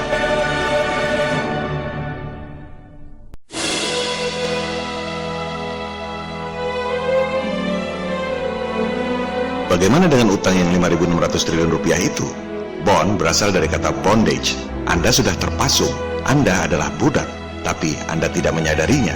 Ketidakpedulian kita membuat anak cucu kita terjerat dalam utang yang semakin dalam. Apakah Anda peduli? Anda tak bisa minta pengampunan utang. Negara tak bisa kabur. Satu-satunya cara adalah dengan meruntuhkan kredibilitas mereka. People power. Jumlah kita banyak, jumlah mereka sedikit. Kita adalah rakyat, tapi kita tak kalah cerdas dengan elit global. Satu skandal Watergate sudah cukup untuk membuat Presiden Nixon lengser. Ini ada skandal bisnis angkasa luar dan satelit, triliunan dolar selama puluhan tahun. Kalau ini dibongkar, sudah pasti kredibilitas elit global akan runtuh ke jurang yang paling dalam. Gulirkan gugatan people power. Mereka selama ini membohongi kita soal bentuk bumi dan angkasa luar. Cara membuktikannya bukan dengan memperdebatkan foto-foto dan video-video seperti yang banyak terjadi pada perdebatan awam di medsos. Metode saintifik adalah pembuktian lewat pengukuran dan eksperimen. Jangan buang waktu berdebat soal foto dan video. Ada ratusan informasi yang disampaikan pada serial video ini. Semua itu khusus bagi yang merasa bahwa mungkin ada kebohongan yang diterapkan dalam sistem lewat buku-buku pelajaran dan media-media. Sama seperti kebohongan yang membuat Anda kasih utang elit global 2 kali lipat dari jumlah rupiah yang beredar dan Anda sama sekali tidak menyadarinya. Bagi yang bersikap ignorance, merasa bahwa apa yang diajarkan oleh sistem selama ini adalah yang paling benar, kembalikan pada 3 gugatan people power. Jadi, metodenya bukan dengan membuktikan bumi ini datar, tapi membuktikan bahwa teori bumi bola mengelilingi matahari adalah bohong, program angkasa luar adalah bohong, dan biaya telekomunikasi mahal adalah bisnis scam. Masyarakat yang bermoral tak akan membiarkan penipuan bisnis triliun dolar.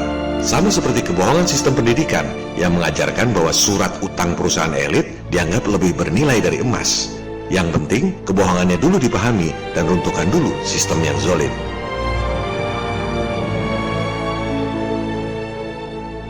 Jadi, kalau ada yang ngajak berdebat soal flat earth, kembalikan pada ketiga gugatan itu. Anda tahu apa tidak cara menghitung diameter bulan? Tahu apa tidak cara menghitung jarak dan kecepatan bulan dan matahari? Perhitungan yang dibuat sendiri-sendiri itu, jika digabung, terbukti nggak nyambung. Sampaikan siklus Saras yang digunakan oleh NASA. Ngerti apa tidak angka itu? Ambil 3 sampel gerhana bulan dan 3 sampel gerhana matahari, misalnya ini. Silakan hitung sendiri intervalnya, misalnya ini. Buktikan dengan perhitungan matematis, bukan debat soal foto dan video. Mau terima kenyataan atau tidak bahwa jarak kecepatan bumi, bulan, matahari adalah salah total. Soal jarak, diameter, dan kecepatan yang sebenarnya berapa, itu soal nanti. Yang penting, pahami dulu kesalahan dan kebohongan sistem yang ada. Gugatan yang kedua adalah soal gravitasi, atau lebih mudahnya soal lengkungan bumi. Mereka ngerti rumus Pythagoras atau tidak? Kalau bumi jari-jarinya 6.371 km atau 3.959 miles, maka tiap 1 mil harusnya air melengkung 20 cm. Buktikan dengan eksperimen, bukan debat foto atau video. Bikin bak sejauh 1 mil, isi air, ukur di tiap ujungnya. Apakah airnya turun 20 cm? Sudah pasti tidak. Permukaan air selalu rata. Air melengkung seperti gambar-gambar kartun CGI ini adalah bohong. Gugatan yang ketiga, cabut larangan Antartika. Bukan berdebat soal jalur penerbangan atau camping di pinggiran Antartika, tapi buka Antartika dan lintasi dari ujung ke ujung. Barulah terbukti bentuk bumi yang sebenarnya. Ini namanya pembuktian secara empiris. Dijelaskan dengan bahasa Indonesia, dengan tulisan berbahasa Indonesia. Kalau masih ada yang mengajak debat soal jalur penerbangan atau camping di pinggiran Antartika, berarti ada yang salah dengan daya tangkap orang tersebut. Antartika adalah milik seluruh umat manusia. Dicabutnya larangan Antartika merupakan kemenangan bagi seluruh umat manusia, apapun bentuk buminya. Jadi, fokus pada 3 gugatan. Jangan mau diajak debat soal yang lain. Sasaran kita adalah berdebat dengan semua profesor doktor di universitas terkemuka di dunia, khusus tentang 3 gugatan itu, bukan debat kusir dengan awam di medsos. Jangan takut berdebat dengan saintis elit terkemuka di dunia, sebab khusus 3 hal itu kita tahu persis apa yang kita bicarakan. Mereka semua mati kutu. Checkmate. Mereka sebenarnya sudah terpojok. Yang dibutuhkan cuma kesadaran Anda. See, madness, as you know, is like gravity. All it takes is a little push.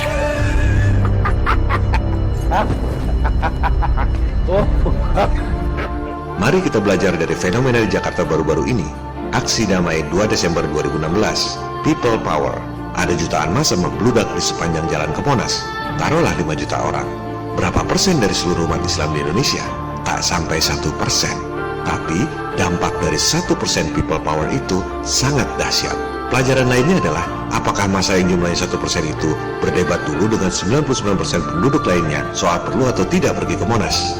Apakah mereka harus meyakinkan dulu 99% penduduk Indonesia lainnya agar semua sepakat dengan aksi mereka pergi ke Monas? Tentu saja tidak. Yang nggak setuju ya nggak setuju aja. Tak perlu diajak dan tak perlu diladeni. Dari situ, bola akan terus bergulir. Kebohongan akan terbongkar, dan sistem yang zalim akan runtuh. Jika Tuhan menghendaki, segala hal bisa terjadi. Jangan pikirkan hasilnya bagaimana, berhasil atau tidak. Yang penting, kita sudah berbuat semaksimal mungkin. Itulah bagian dari pertanggungjawaban hidup kita terhadap Tuhan yang menciptakan kita.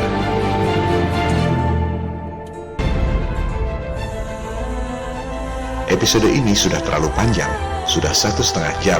Masih banyak yang belum sempat dibahas. Terpaksa berlanjut pada episode 12. Kita akan lanjutkan pembahasan realitas flat earth yang mind-blowing. Antara lain, Anda semua bisa mengukur sendiri diameter matahari dengan menggunakan data-data resmi sains. Hasilnya, dengan angka-angka resmi sains tersebut, diameter bulan dan matahari hanya sekitar 50 km saja. Pertanyaan standar lain adalah, kalau bumi ada kubahnya, bagaimana meteor bisa tembus? Bagaimana bisa terjadi fase dan gerhana bulan? Perkembangan terakhir, fase bulan bahkan telah dibuatkan model animasinya oleh kalangan flat earth dengan menggunakan data-data saintifik yang akurat. Sama sekali bukan akibat bayangan bumi. Juga tentang kubah bumi. Apakah betul langit berbentuk kubah? Apakah ujungnya ada di Antartika? Kalau iya, kenapa membom nuklir langit? Kenapa tidak membom ke samping Antartika? Kan lebih dekat. Perkembangan terakhir adalah kita bisa gunakan software Cinema 4D, membuat model bumi datar, dan menempatkan bintang-bintang pada ketinggian 4.000 miles. Ini adalah software umum, bukan buatan Flat Earth. Dari software umum itu, baru dimasukkan data-data untuk membuat model Flat Earth dan bintang-bintang. Spreadsheet Excel di sebelah kiri itu adalah data-data resmi sains tentang posisi dan sudut masing-masing bintang yang dimasukkan dalam software Cinema 4D. Hasilnya luar biasa. Anda mendapatkan star trails persis seperti kenyataan di bumi kita yang datar. Bahkan, Anda bisa lihat ada 2 kubah di utara dan selatan akibat perspektif. Bagi yang belum paham penjelasan episode bonus tentang kubah selatan, mudah-mudahan akan lebih jelas di episode 12. Kita akan bahas pula, bintang itu sebenarnya apa? Apakah Anda benar-benar pernah memperhatikan bintang-bintang itu apa? Kenapa bisa ada pasang surut dan pasang naik di laut? Dan lain-lain, dan lain-lain. Tapi itu semua adalah upaya pemahaman setelah sadar bahwa teori bumi bulan mengelilingi matahari adalah bohong. Kita selalu fokus pada 3 gugatan itu. Banyak yang masih bertanya, kalau gravitasi nggak ada, kenapa benda bisa jatuh? Rupanya banyak yang belum mengerti soal berat jenis. Juga kita akan dalami kembali soal Antartika. Mengapa Admiral Byrd bawa ribuan pasukan ke Antartika tahun 1946? Ada ancaman apa? Pada episode 12, kita akan bahas bahwa Amerika Serikat mengutus Admiral Byrd tahun 1946 karena sudah memperoleh informasi sitaan perang dari Jerman. Adalah Hitler dan Nazi yang sudah duluan mengeksplorasi Antartika tahun 1930-an. Dari situlah Nazi memiliki pengetahuan tentang teknologi yang tak terpikirkan saat itu. Antara lain, piring terbang. Kita akan bahas pula tentang UFO dan alien. Apakah dari planet lain? Atau dari dimensi lain? Atau dari teritori lain di bumi kita yang datar? Saya tak bisa janjikan berapa lama episode 12 selesai, mengingat tanggung jawab pekerjaan yang begitu besar dalam menangani persiapan perusahaan untuk IPO atau go public. Hanya sedikit sekali waktu yang tersisa untuk membuat video, tapi saya tetap berkomitmen untuk menyelesaikannya. Mungkin sekitar 2 atau 3 bulanan. Terima kasih atas perhatian dan kesabarannya. Mohon maaf atas segala kesalahan dalam serial video yang penuh kekurangan ini. Salam People Power.